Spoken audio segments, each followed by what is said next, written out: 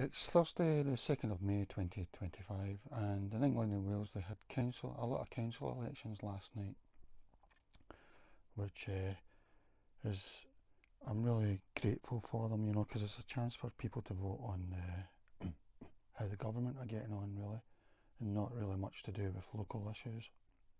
Although sometimes they do, like a car parks, the council have started charging for a car park or something like that, but in general, I think they're voting on the government, and last night. But anyway, the point was, and they also had mayoral elections, and I think all of these were first past the post. The mayoral elections were proportional representation in the past. I mean, they've only been around for 10 or 20 years, a lot of them. Some of them are even new. But somebody from the Tory party has made them all first past the post, including the London mayoral election, which I think is the most undemocratic type of electoral system. So whoever done that, I think they were maybe trying to keep their own party in power, but it's worked against them now because another party is now the most favourite party, and now the table's been totally turned. Now it's the people that brought in this first past the post recently. They're the ones that are going to lose out now.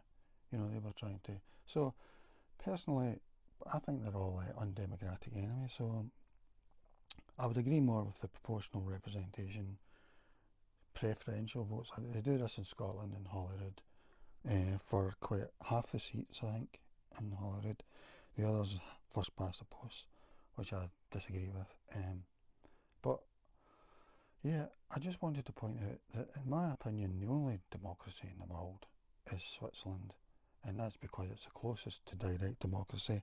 I'm sure even that could be improved, but really it's a referendum-based democracy, because you've got quarterly referendums. Uh, these can be about whatever people want. They've got petition referendums as well. I don't know whether they're bundled in with the quarterly thing, but every quarter you're getting to vote on issues. And that's the way it's got to be, really.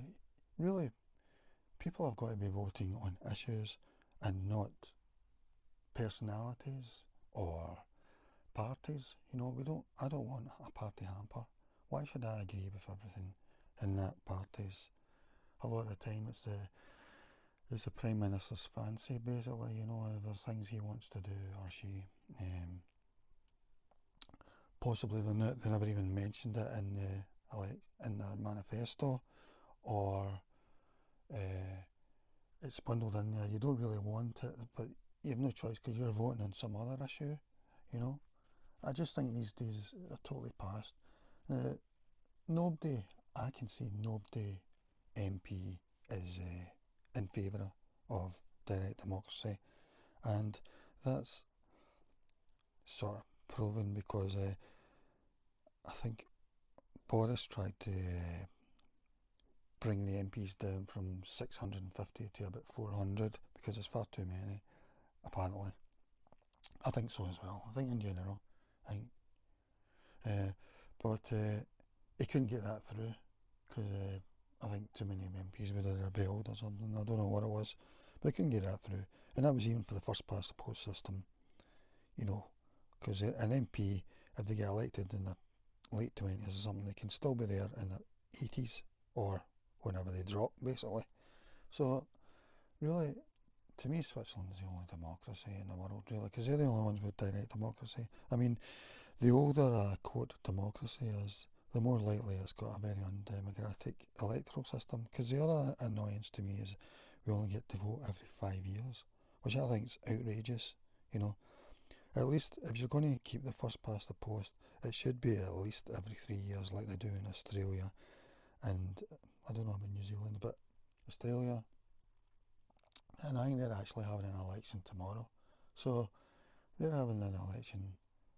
Meanwhile, in Britain, you might get to vote twice every 10 years.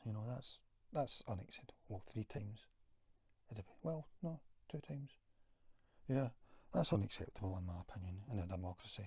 And up in Scotland at Holyrood, it was every 4 years, and then the party in power for the last 15 years or whatever just changed it to every 5 years. So up in Scotland, we only get to vote every 5 years now as well. That's totally unacceptable to me. If you're going to keep the first past the post system, it needs to be every 3 years at least, because it's just unacceptable to me that you can go that long. But anyway, by being a direct democracy, you would take that out of the system anyway, because here we've got the UK needs something like the Swiss electoral system, uh, quarterly and petition referendums. The two most things that people were interested in was the election in the referendum in 2016, which they call Brexit, and or the EU referendum, and then for Scotland in 2014 we had the independence referendum, and that was David Cameron that brought that in, and that's because he thought he was a 0% risk gambler, which would give really high thingies. So he was really, I don't know whether he was in the stock market or whatever, or the Forex or whatever you call it. That's the sort of way he was gambling, really. He done three referendums. He done one where he was going to change the electoral system, and that was to please the Lib Dems so they would join him in 2010. And the method he chose was the worst of the in terms of democracy, of the proportional referendum things. It was a sort of, I can't remember how you do it. Is it a type where you've got to go over 50% of the vote? If you don't, they go to the next person and see who they voted for. I can't remember, but it's maybe the most undemocratic from what I heard. I don't know, I could be wrong about that. I voted in favour of it, but only about 20% voted in favour of it.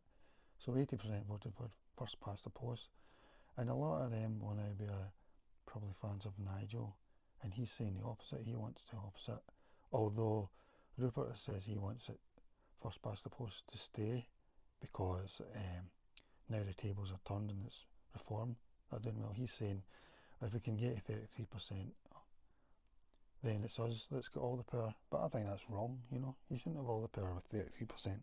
And that's what Labour have got at the moment, actually. They've got about 33% of the vote, and they got all the power. Or was it 35? I don't know, but I think it was 33. But I don't agree with that, totally. I think we're the only country that's got first past the post still. All the other ones in Europe have got proportional representation of some way. But I'm not even in favour of that. I'm in favour of direct democracy, referendums basically, referendum democracies. Even if you look at what we've got just now, even bills, say a bill, they put a bill through, which is lots and lots of things in that bill, which is ridiculous in my opinion. Usually it's just the MPs who get to vote on that. I think every time the people should get to vote on it. You could do it through first past the post, that every time every bill's, okay, do you agree with this bill, That's what I'll do as a Prime Minister or something. And for each constituency, and then you could go by constituencies just to please the undemocratic people currently. You could do it that way, although I would prefer it was put to all the people so that the whole country decides, like they do in Switzerland. So anyway, David Cameron was a gambler. He won that easily, that thing with the Lib Dems. At that time, I don't know, because of the old people who now support Nigel probably, they were all first past the post. I don't know why, that's just sort of the mindset, It's a bit like Nigel's anti-work from home, but what if work from home is more productive and improves quality of life? I mean, if it's more productive, a lot of people only just care about economy. They don't care about quality of life or whatever. But if it was more productive, then it doesn't make sense to do away with work from home, you know what I mean? I think I heard one of the mayor candidates who won it said she's going to do away with that. for the council workers. Um, but if the council workers are more productive at home, then that doesn't make sense, you know. It's a bit like how a lot of old people say they're against scan machines in the supermarket, you know, even though they might even use them themselves. I mean, why do you want the old-fashioned system if if you're using the new system and people like it, you know? But anyway, so David Cameron won big in that one. Then he had the Scottish independence thing, and he'd done that in 2011. He signed that up, and the reason he done that is because at that time independence was about 22% or something in the polls. So he thought, oh, well, this is a no-brainer. We can kill this off once and for all. But then, of course, as it got near, there was one poll, I think, about 4 days before or something, that had yes in the lead, you know, 51% or something, 52. It ended up 45% voted yes. So David Cameron just won it, no more. So with his risk taker, I don't know whether this is city trading, you know, his hedge fund stuff, but he had just scraped through that. And he said to that New York mayor at the time, it wasn't even close. He got caught in the hot mic. Well, I think 45% is pretty close. But the next one came up and that totally done him, and that was the EU referendum. I mean, he only lost it. It was 51-49. You can't get any closer. So you would think, well, if it's that close, then you could even have another referendum on it, you know, because it's so close. But everyone seems to be of the mindset we can't have another referendum on it. I don't know why.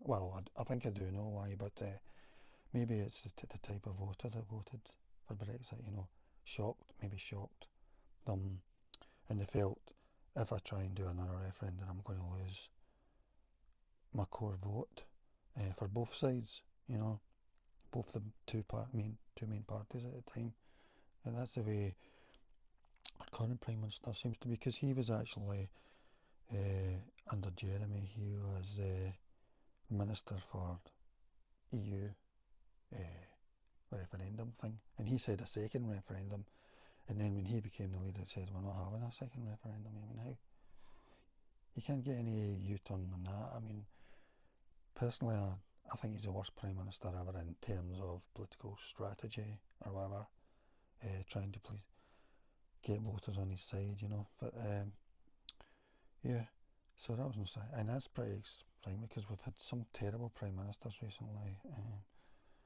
But again, direct democracy, that would take that away from, because that would take most of the. Because I think sometimes if you're Prime Minister, it seems you've always got to have a policy on everything. But I think sometimes you should think, this is what I think. Let's say you want nuclear power. I think we want green power. So, but I feel that the public want nuclear. So I'm going to put it to a vote, a referendum. You know, sometimes they do free votes in Parliament, but that's not good enough. You know, because a free vote is going to favour whatever the Labour MPs want at the moment. So I'm not. I'm more in favour of that than anything, but that's not good enough. It needs to be the people that vote on all these things. Yeah, so yeah, that's my main point really. Yeah, so David Cameron gambled. He lost that last one. He resigned immediately. Said he wasn't going to resign. And then we had a Prime Minister that didn't really want to put it through what the people had voted for. Because I remember that I thought we would be out the next day. I was pretty foolish, you know what I mean? I thought that's it. We're just straight out. I didn't realise it was going to take. It took about 5 years or 4 years, 5 years I think it was to get out. Mainly because the one after didn't really want to go out really in the way that people wanted.